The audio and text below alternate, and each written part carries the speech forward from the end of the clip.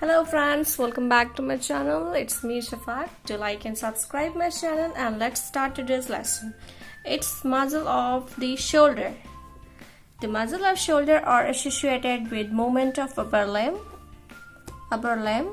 They produce the characteristic shape of the shoulder. Here this curve you see and can be divided into two groups, extrinsic and intrinsic. Extrinsic originates from the torso. Torso means trunk.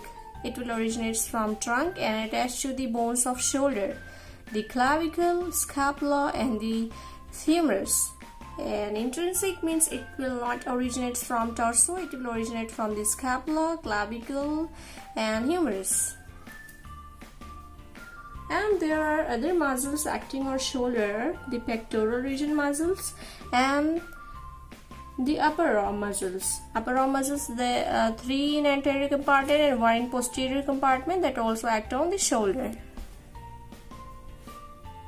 So extrinsic muscles are located on the back and are also known as superficial back muscles. Very important point. And the muscles are organized into 2 layers, superficial layer and deep layer. Superficial, there are 2 muscles, trapezius and latissimus dorsi. First we'll see the trapezius muzzle.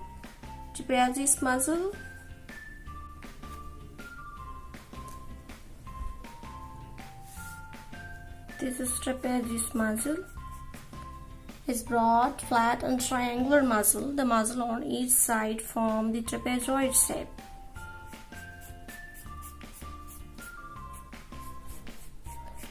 Upper, middle and lower fiber,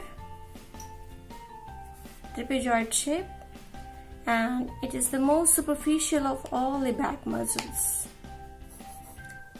And it originates from the skull, the nickel ligament and the spinous process of C7 and T12.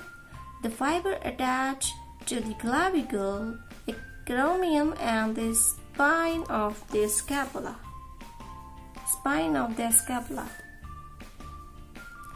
This is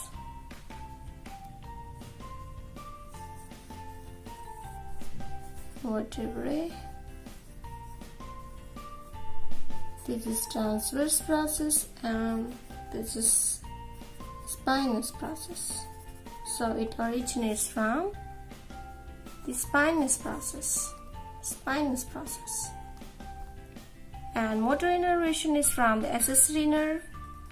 It also receives proprioceptor fibers from C3 and C4 spinal nerve. Action: the upper fiber of trapezius elevates the scapula and rotates it during abduction of arm. The middle fiber retracts the scapula and the lower fiber pulls the scapula inferiorly.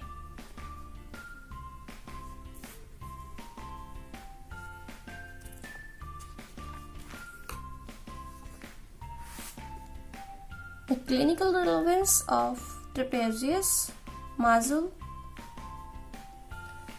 The most common cause of accessory nerve damage is iatrogenic. Iatrogenic means during any medical procedure, if there is any damage to the nerve, the trapezius muzzle will be affected.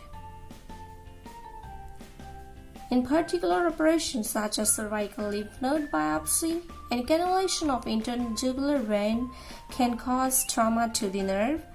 To test the accessory nerve, trapezius function can be assessed. This can be done by asking the patient to shrug his shoulder. Other clinical features of accessory nerve damage include muscle wasting, partial paralysis of sternocleidomastoid, and asymmetrical neckline. Asymmetrical neckline. Next is latissimus dorsi. The latissimus dorsi originates from the lower part of the back. where it covers a wide area.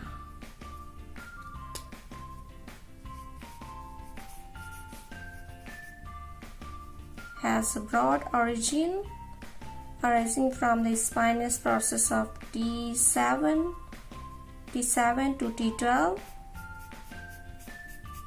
thoracolumbar fascia, and the inferior three ribs in iliac crest.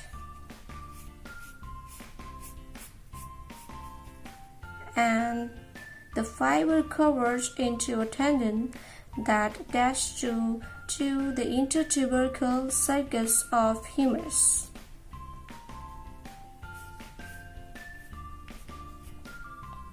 Innervation. Thoracodorsal nerve action extends, adduct, and medially rotates the upper limb.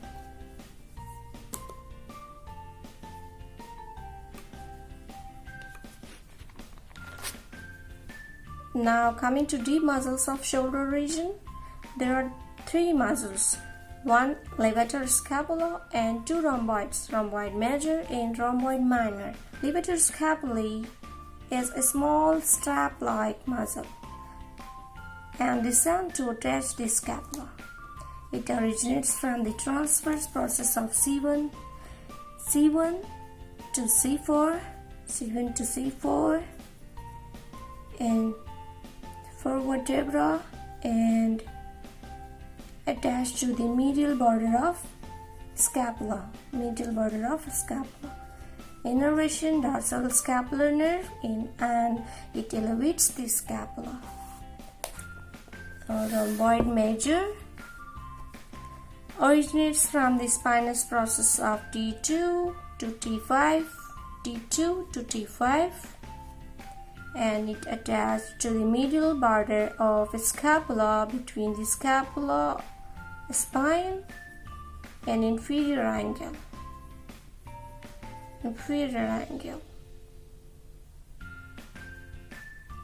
Innervation, dorsal scapular nerve, and it retracts and rotates the scapula. Next muscle, rhomboid minor, situated superiorly to the major, originates from the spinous process of C7 to T1 vertebra, and attached to the medial border of scapula at the level of spine of the scapula. Innervation, dorsal scapular nerve, and it retracts and rotates the scapula.